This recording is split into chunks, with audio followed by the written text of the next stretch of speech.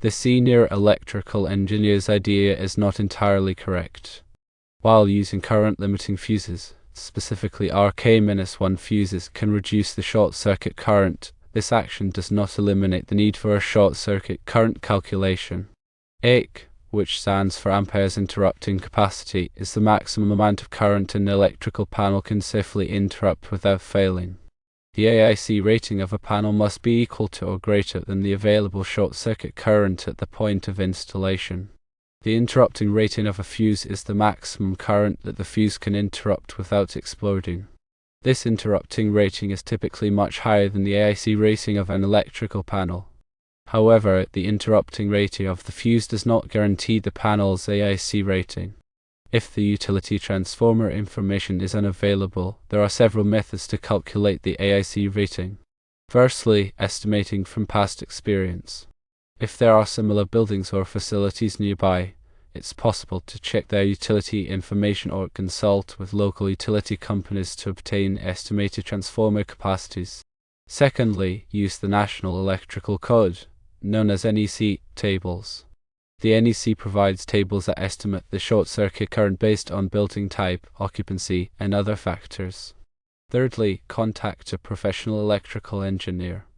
A licensed electrical engineer can perform a more accurate calculation based on the building's characteristics and other available information. Even without transformer information, it's possible to proceed with the tenant fit-out project by estimating the short-circuit current, selecting current-limiting fuses, adding a margin of safety, and installing an appropriate electrical panel. Firstly, estimating the short-circuit current. Use the methods previously mentioned to estimate the available short-circuit current at the service disconnect means. Secondly, select current-limiting fuses. Choose current-limiting fuses with an interrupting rating at least as high as the estimated short-circuit current. Thirdly, add a margin of safety. It's prudent to consider adding a margin of safety to the estimated short-circuit current to ensure adequate protection. Fourthly, install an appropriate electrical panel. Select an electrical panel with an AIC rating equal to or greater than the estimated short-circuit current. It is crucial to work with a licensed electrical contractor and follow all applicable codes and standards to ensure the safety and compliance of the tenant fit-out project. AIC is an essential rating for electrical panels, indicating its capability to safely interrupt short-circuit currents. The AIC rating is expressed in amps and signifies the maximum amount of fault current that a panel can withstand without failing, potentially causing a hazardous situation. The selection of an electrical panel with an appropriate AIC rating is paramount to prevent equipment damage, fire hazards, and electrical shock. This selection must be equal to or greater than the calculated short-circuit current available at the panel's installation point.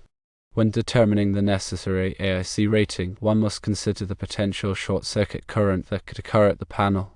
This current is influenced by factors such as the utility transformer's size and impedance, the conductor size and length from the transformer to the panel, and any other impedance in the circuit. Failing to accurately determine the AIC rating can lead to severe consequences. If a short-circuit current exceeds the panel's AIC rating, the panel's components can fail, leading to arcing, explosions, and fires. Such events can cause extensive property damage, injuries, or even fatalities. The interrupting rating of a fuse is the maximum current that the fuse can safely interrupt without being destroyed or causing an arc flash hazard. This rating is typically much higher than the fuse's current rating and is an important factor in selecting fuses for specific applications. The interrupting rating of a fuse is determined by underwriters' laboratories, known as UL, or other testing organizations, and is marked on the fuse body. It is essential to choose fuses with an interrupting rating that is greater than the available fault current at the point of installation. Failing to do so can result in the fuse failing to interrupt the fault current, leading to equipment damage, fire hazards, and electrical shock. Current-limiting fuses are designed to rapidly interrupt fault currents, reducing the amount of energy released into the circuit. These fuses achieve this by using a special design that causes them to melt and create an arc within the fuse body. The arc is then quickly extinguished, limiting the duration and magnitude of the fault current. Current limiting fuses are often used in applications where high fault currents are possible, such as in service entrance equipment and motor circuits. The NEC provides guidance on selecting fuses with appropriate interrupting ratings and current limiting characteristics for various applications. Estimating short-circuit current without transformer information requires a multifaceted approach, combining available data, conservative assumptions, and appropriate safety factors. Firstly, gather all available information. Collect data on existing electrical systems in the building, including panel schedules, conductor sizes, and lengths. Review any past electrical studies or reports for the building.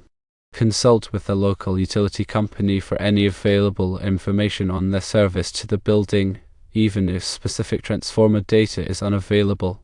Secondly, utilize the point-to-point method, which is a simplified calculation method based on conductor impedance. Assume a reasonable transformer size based on the building's overall load. Use the conductor size and length from the assumed transformer location to the service entrance to calculate the conductor impedance.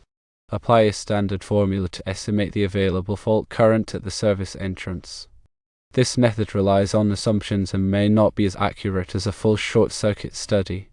Thirdly, refer to NEC tables and guidelines.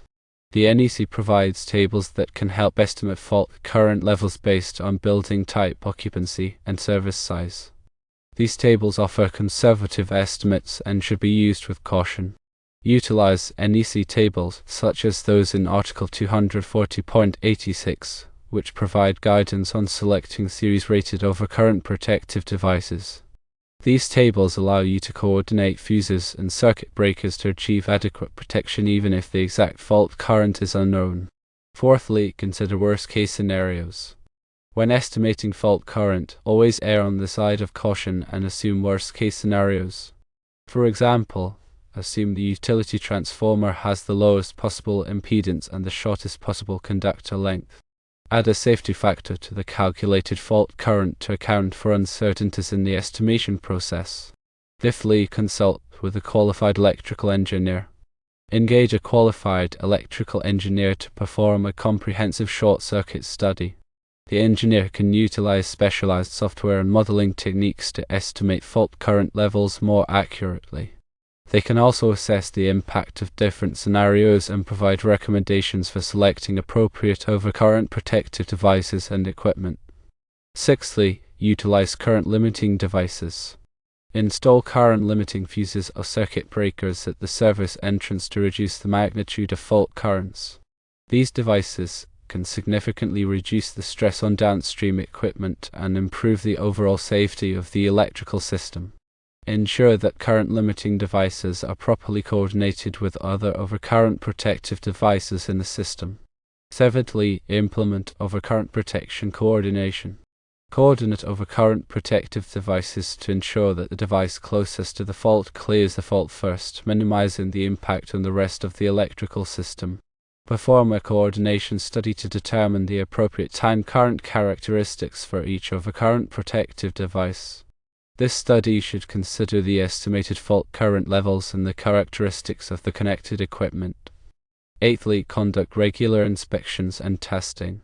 Inspect and test the electrical system regularly to ensure that it is functioning properly and that overcurrent protective devices are properly sized and coordinated.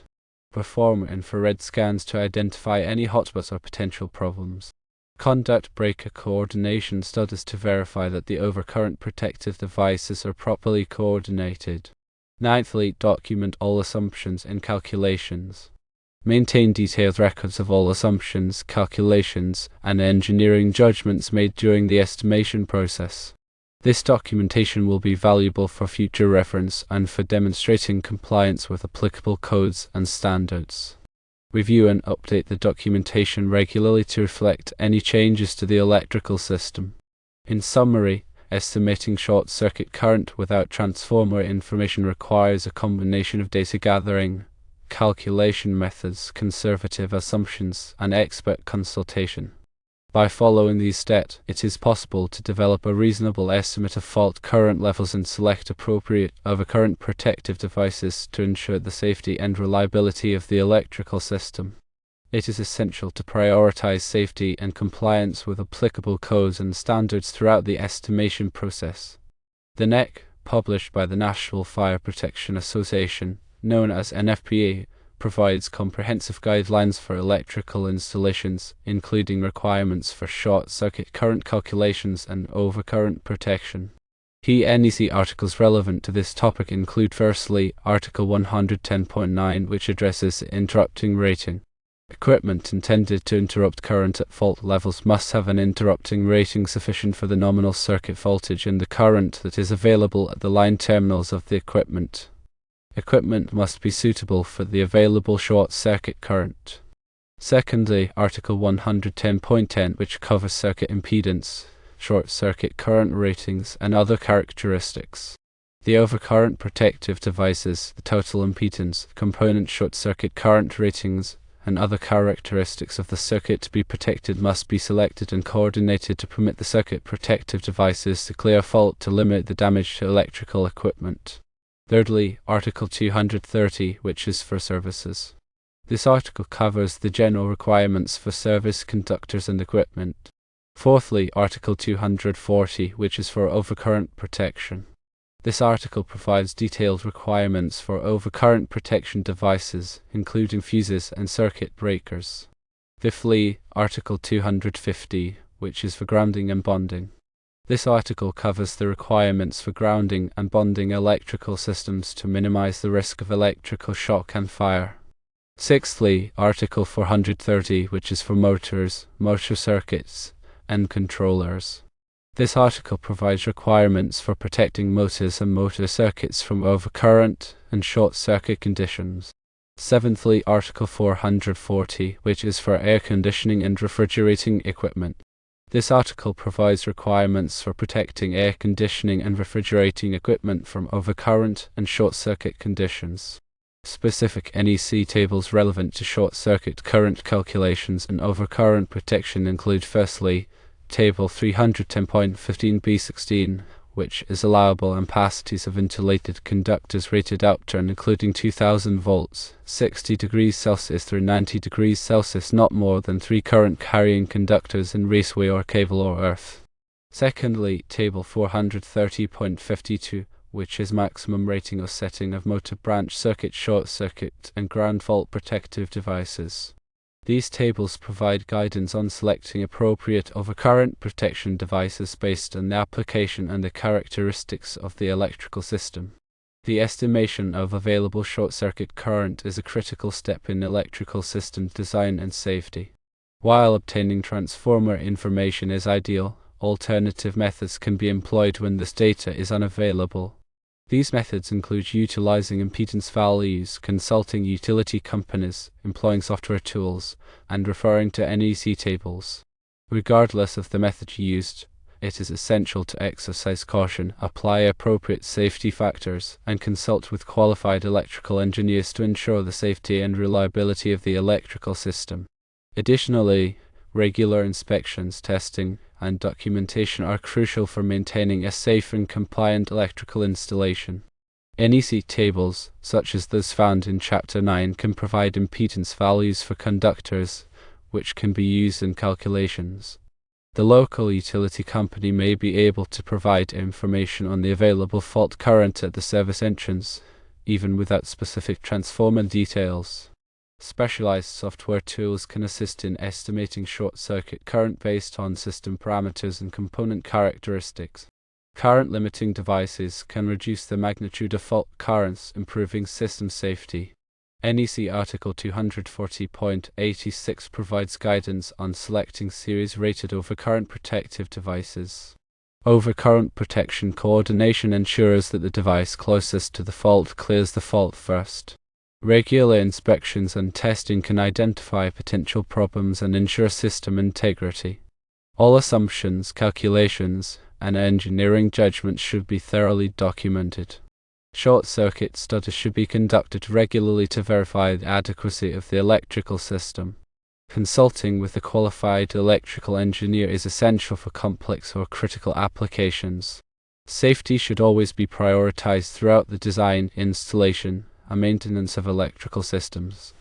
By adhering to these best practices and guidelines, engineers and electricians can effectively estimate available short-circuit current and ensure the safety and reliability of electrical installations, even without specific transformer information.